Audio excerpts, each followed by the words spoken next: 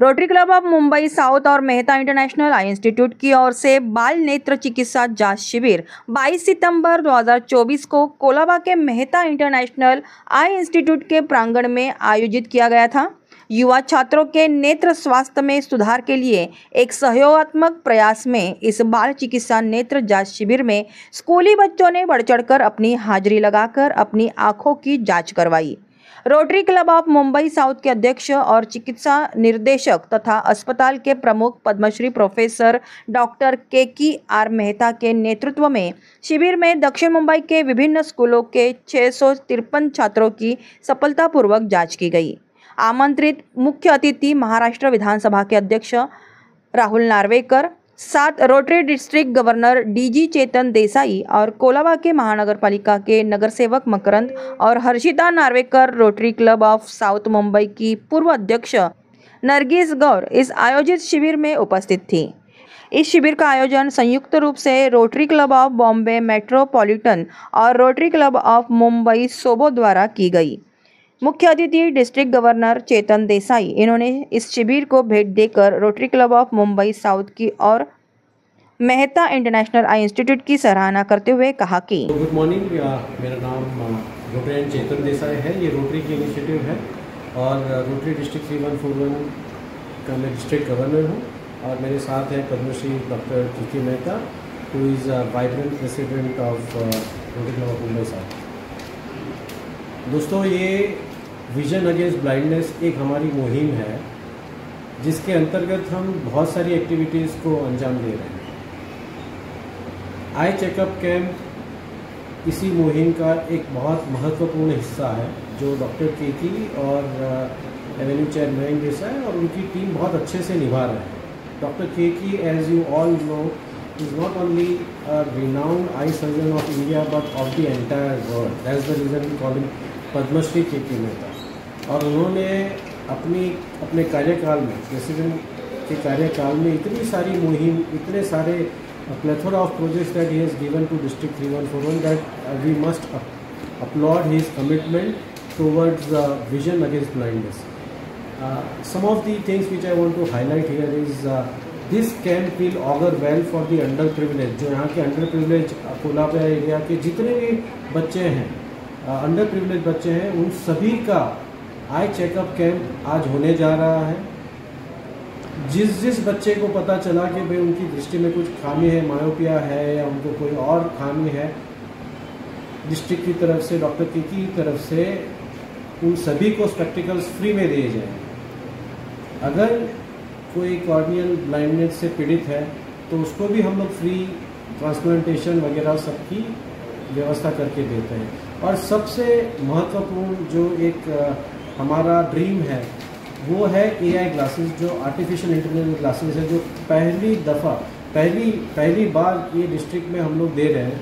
और वो भी डॉक्टर KK और मयंक देसाई की बहुत सारी एफर्ट्स के बाद we have zero down to one of the vendor. और ये आर्टिफिशियल इंटेलिजेंस ग्लासेस एक बून है, एक वरदान है जो व्यक्ति देख नहीं सकते हैं, visually impaired people, they have this boon of artificial intelligence glasses. वो ग्लासेस पहले से आपको ब्रेल लिपि की ज़रूरत नहीं पड़ती है। जो अगर बुक पढ़ रहे हो, the text is converted through artificial intelligence into speech, और वो स्पीच आपको AI ग्लासेस से आपको सुनाई देता है। सो इतना रिवोल्यूशनरी प्रोडक्ट और इतना अच्छा काम ये एवेन्यू में हो रहा है that all the way from Borivali to Kolaba I have come just for my friend Dr. KK Mehta, who is doing a fabulous job in the area of vision against blindness. I will be here for a few minutes interacting with some of the kids and then I have to attend another meeting at Kolaba. Thank you so much. Thank you sir। ये देखा गया है कि camp करे जाते हैं तो adult के लेबरों के लिए करे जाते हैं, बच्चों के लिए नहीं करते। पिछले 2-4 साल से हमने ये देखा, बच्चे 7 या 8 साल के बच्चे आ जाते हैं जिन्होंने कभी आँख की जांच करवाया ना, और अभी आते हैं नंबर काफ़ी तेज़ के साथ और नज़र उनकी गिरी हुई होती है। जब वो उनको जो जल्दी उम्र के पकड़ सकते थे तो वो तकलीफ ना हो, इसलिए हमने इस बार रोटरी क्लब के ज़रिए से हमने ये सोचा और हमारे इंटरनेशनल आई सेंटर से ये सोचा कि इस बार पहली बार ये बच्चों का ही करेंगे जांच। इसलिए 8 इसमें इस साल हमने 8 स्कूल से मंगाए हैं बच्चे, टोटल करीब कुछ 600 बच्चे आने वाले हैं और इनके सब की जांच करी जाएगी। ये देखा जाएगा नंबर है या नहीं है, जो कमजोरी है तो क्या है। किसी का कोई ऑपरेशन करना हो तो ऑपरेशन रोटरी के जरिए से बहुत किया जाएगा। और ये मुश्किल है, आजकल ये देखा जाता है कि बच्चों, छोटे बच्चों 24 घंटा मोबाइल के साथ पकड़े बैठते हैं, नजदीक का ही काम करते हैं और उनका चश्मे का नंबर बढ़ता जाता है। नंबर क्यों बढ़ रहा है? क्योंकि वो नजदीक का काम करते हैं रात के टाइम। इसलिए हमें ये भी उनको सिखाना पड़ता है कि रात को नहीं करें, दिन में जो करना हो करें। और जब चश्मा नंबर ठीक हो और रात को नहीं करें तो फिर आंख पे कोई जोर पड़ने की शक्यता नहीं है। दूसरा ये हमने ये देखा है कि आजकल एलर्जी का और बाहर के कैसे डस्ट, भीड़, मिट्टी, क्योंकि कंस्ट्रक्शन मुंबई में काफ़ी चालू है, इस कारण से सभी के आंखों में लाली वगैरह बहुत आ रही है। और ये लाली जो चालू है उसके इलाज न करें तो फिर आंख की जो रोशनी होती है, दृष्टि होती है, वो कम होती जाती है। इसलिए यह पहले जांच करके ये चेक करना चाहिए। इसलिए हमने ये क्या बताया, आज देखिए अभी कैसे चलता है। डॉक्टर साहब, आंखों की टेस्टिंग होने के बाद कौन से नंबर का चश्मा लगना है बच्चों के लिए, तो वो जो चश्मे की ग्लास होती है, तो कभी कभी हम जब ऑप्टिशियन के पास जाते हैं तो वो बोलते हैं कि अमेरिकन ग्लास है, रशियन ग्लास है, जर्मन ग्लास है, ये क्या है सब? नहीं, ये सब अपने चश्मे वालों की ज़रा जेब भरने की बात है और कुछ नहीं। तो कांच इसमें जो अच्छी होता है, कांच कांच की क्वालिटी यहाँ होती है, हाँ, लेकिन जो कांच क्लियर हो फिर उसमें और कोई चीज़ की ज़रूरत नहीं है। आजकल ये कहा जाता है कि हमें ब्लू ब्लॉकर का कांच दिया जाता है, जिसमें से येलो रेज जो है वो काटे जाते हैं। वो अच्छा होता है, जो आपको पूरा दिन लैपटॉप पर बैठना तो उसके लिए अच्छा होता है। बच्चों के लिए कोई खास इतना आपको फर्क नहीं पड़ता है, लेकिन एक्यूरेसी होना चाहिए, मतलब जो एक्सेस हो तो वो एक्सेस ठीक होना चाहिए, जो नंबर बराबर हो। तो कांच की क्वालिटी जो मीडियम भी हो तो चल जाती है। तो जो ये जो एक्रेलिक ग्लासेस है, जो अभी जनरल जो ग्लासेस आती है, अंतर्वक्र रहता है, बहिर्वक्र रहता है, वो इंग्लिश में क्या बोलते हैं पता नहीं मुझे, लेकिन वो हाँ, इनर आउटर जो ग्लासेस रहते हैं, बराबर। लेकिन हाँ इसको फोटोक्रोमिक कहते हैं, हाँ, फोटोसन कहते हैं, वो भी अच्छे है, लेकिन इतना ये लगना चाहिए कि जो कांच की जो कर्वेचर होनी है वो ठीक होनी चाहिए। और जो मटेरियल होना चाहिए वो CR41, मतलब तो वो किसी को प्लास्टिक होता है जो स्क्रैच नहीं होता है और जिसकी क्लैरिटी तेज होती है। दिन में लगभग कितना वक्त मोबाइल पे देना चाहिए और कंप्यूटर के ऊपर? जब मोबाइल पहले आए और कंप्यूटर पहले आया, हमने सोचा कितनी अच्छी चीज़ है, लोगों को कितना फायदा होगा, लेकिन अभी आने के बाद कितना जोर पड़ रहा है वो अभी पता लग रहा है। अभी तो आजकल दुनिया तो मोबाइल पे ही जीती है। पावे आप मच्छी मार नगर को कोई मच्छी बेचने वाला हो, उसका भी जो धंधा है वो मोबाइल पे ही चलता है। इसलिए मोबाइल के बगैर तो अभी गाड़ी किसी की चल नहीं सकती। मोबाइल पे पूरा दिन इस्तेमाल करते ही हैं, और जो बाकी का टाइम होता है, जो ऑफिस वर्कर होता है वो तो लैपटॉप और मेन फ्रेम के बगैर तो उनकी गाड़ी चलता है। लोगों के समझ में नहीं आ रहा है, अगर मोबाइल खराब हो जाए तो हम एक्सचेंज कर सकते हैं, बदल सकते हैं आंखों का। आंखों में इसी बात है, इतना पता लगना चाहिए कि मोबाइल और ये इस्तेमाल करने से इतना कोई खास फर्क पड़ता नहीं, लेकिन जोर नहीं पड़ना चाहिए और बीच में रेस्ट होना चाहिए। मतलब कि जब आप मोबाइल पे या मेन फ्रेम पर बैठे हैं तो 20 मिनट ऑन हो तो 5 मिनट या 7 मिनट ऑफ होना चाहिए। मतलब अब 5 मिनट 7 मिनट दूर को देखना चाहिए, तो एकोमोडेशन जो होता है वो नज़दीक से दूर के रिलैक्स हो जाता है और आंख को जो जोर पड़ता है वो निकल जाता है। मतलब लगातार नहीं बैठना चाहिए, बीच में क्या प्रकृति है।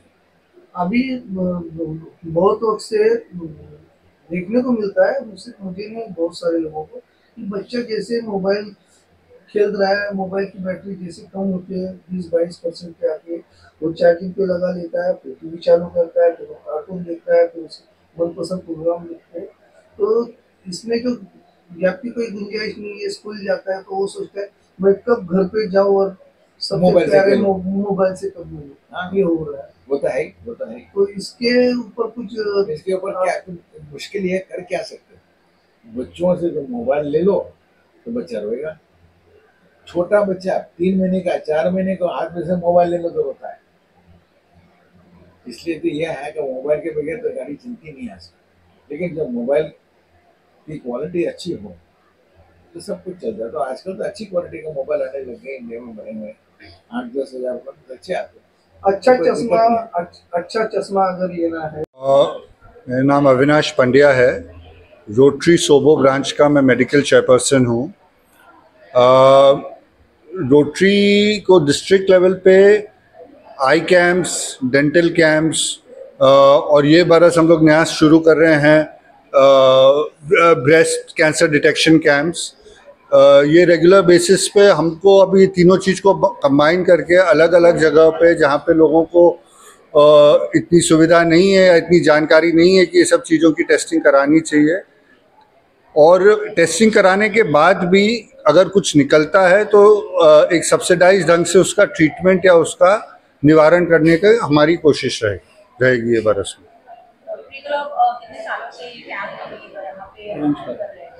हमारे डेंटल और आई कैंप्स तो बहुत सालों से आ रहे हैं। ये साल का हम लोग का थ्रस्ट ब्रेस्ट कैंसर कैंप्स का रहने वाला है। इवेंचुअली हम लोग ऐसा भी सोच रहे हैं कि तीनों चीज़ को कंबाइन करके कैंप्स करें।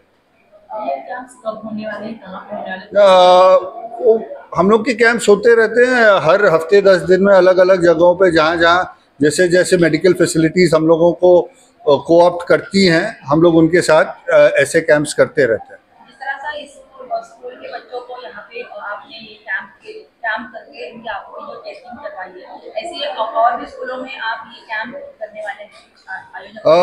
हम लोग करते किया भी है पहले, आगे भी करेंगे। वडाला में भी हुआ था पिछले हफ्ते, और आगे भी जैसे जैसे हम लोग बात कर रहे हैं, पालगढ़ वगैरह में भी बात कर रहे हैं ऐसे कैंप्स करने की, और बीडीबी जॉल्स में भी सोच रहे हैं। वहाँ पे भी हम लोगों की वहाँ के लोकल लोगों के साथ बात हो रही है, क्योंकि हम लोगों को लोकल पार्टनर्स की ज़रूरत पड़ती है, और जिसको भी ऐसी लगे कि उनके एरिया में ऐसी आवश्यकता है और ऐसा हो सकता है, वो हम लोग को अप्रोच कर सकते हैं। सर, जो बच्चों के आँख के चेकअप किया जाता है, तो अगर जहाँ पे उनका ऑपरेशन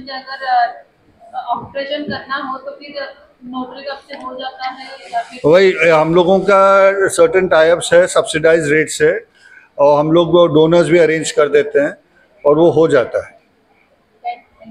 थैंक यू। आजकल हम लोग जब बच्चे थे तभी ये इतनी सारी फैसिलिटी नहीं थी कि मोबाइल का ज़माना, डिजिटल का ज़माना, कंप्यूटर, ये सब फैसिलिटी नहीं थी, और हम लोग बाहर खेलकूद कर रहे थे गार्डन में, तो हमारी हेल्थ वाइज हमें बहुत बेनिफिट मिल जाता था। पर अभी के बच्चों को इतना सारा नहीं मिल सकता है, क्योंकि वो लोग सारा दिन मोबाइल में रहते हैं। अभी स्कूल में भी कंप्यूटर सिखाया जाता है, तो उसको मज़ा आ जाती है खेलना भी। जब टाइम पास करना है तो वो लोग कंप्यूटर या लैपटॉप या सब में गेम खेलते हैं, तो उसकी आँख को ज़्यादा स्ट्रेस पड़ते हैं मेरे हिसाब से। तो ज़्यादा स्ट्रेस पड़ेंगे, फिर उसके साथ स्टडी करना, पढ़ाई करना, और आजकल लाइब्रेरी में जाके पढ़ाई नहीं करते, वो लोग डिजिटल पढ़ाई करते हैं, क्योंकि जो इन्फॉर्मेशन चाहिए तो गूगल पर वो लोग रिसर्च कर लेते हैं, तो उसको आँख को ज़्यादा स्ट्रेस पड़ते हैं। और इतना खेल कूद, गार्डन में घूमना, ये सब नहीं रहा है, इसलिए आँख को ज़्यादा तकलीफ शुरू हो गई। आप देखो अभी के बच्चे को कितने सारे स्पेक्स आ गए, और हम लोग कितने बड़े होने के बाद स्पेक्स आए, इतनी जल्दी एज पर नहीं आए थे, तो ये बढ़ता जा रहा है। जो अंतर था पहले में कि कुछ सालों के बाद, यानी 25-26 साल के बाद आपको चश्मा लगता था, स्पेक्स लगता था, लेकिन अभी तो 5-6 साल के बच्चे हुए नहीं कि हाँ, तो उसको भी ऊपर आ गया है, क्योंकि वो एक तो क्या होता है कि मदर्स है ना, इतना विटामिन्स जो करना चाहिए वो भी कम हो गया है, कि नहीं मैं ये डाइट फूड लूँगी, ये करूँगी, ये सब जो नखरा हो गया है ना, इसकी वजह से उसका विटामिन्स, मिनरल सब कम होता जाता है, इम्यूनिटी सिस्टम कम हो जाती थी। आज मैं बोलूँ कि आई एम 60 ईयर्स, मेरी मम्मी ने ये सब सोचा भी नहीं था कि ये करना चाहिए। जो उसके पेरेंट्स बोलते थे वो खाना पीना है, तो हम लोग एकदम तंदुरुस्त बच्चे हो गए। अभी के बच्चे इतने तंदुरुस्त नहीं होते, तो इम्यूनिटी भी कम हो गई है। माँ की इम्यूनिटी कम है तो बच्चे की भी कम होगी, तो आँख को तो इफेक्ट होगी।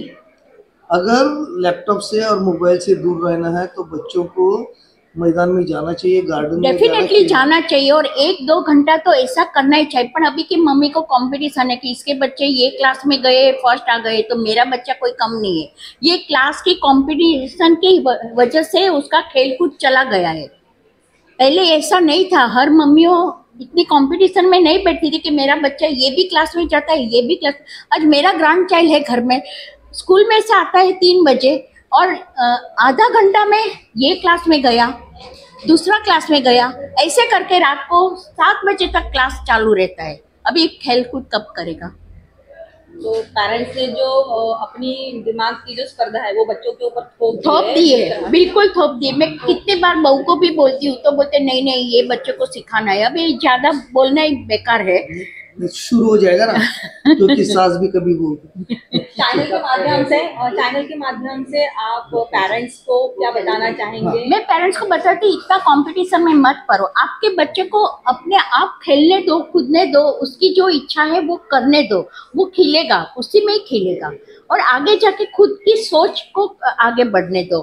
हम अपने विचार नहीं थोपना चाहिए कि जो मैं नहीं कर सकी वही बच्चे करें, ऐसा कुछ नहीं है। Thank you ma'am. Thank you so much.